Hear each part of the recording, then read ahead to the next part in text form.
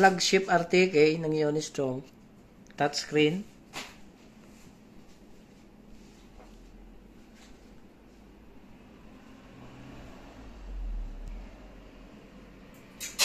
So, ito yung controller.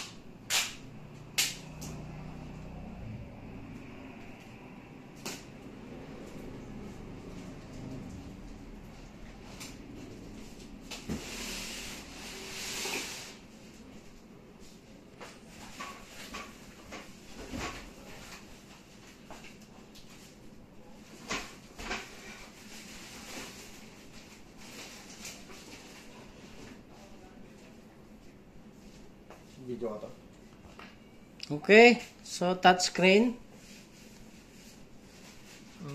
Yan yung flagship ng RTK ng Unistrong. So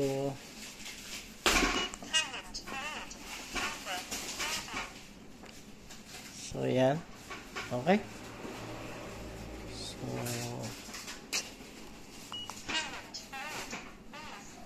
flagship touchscreen RTK. Ito yung top of the line ng RTK. Okay. Tinesting namin to dito sa UP. Okay. So touchscreen yan. Okay.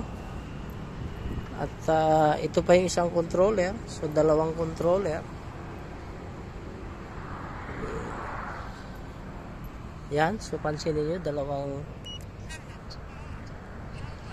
rover. So ito yung external radio. So ito yung base. Okay. So pansinin nyo, touchscreen yan. Okay, touchscreen yan, engineer. So touchscreen yan, engineer. Okay. So ito, nakikita mo yung sa RTK, oh. Fix. Okay. So dito tayo sa isa dahil ito ay wala na yung cover kaya matatouch natin to. So touchscreen yan, engineer. Okay. Settings. Okay, so nandyan yung information. So muntignan yung settings. Okay. Good. Data link. Gusto mong tingnan. Okay, check mo yung radio. So, touchscreen to. Channel 1, protocol, 3 Mark 3. So,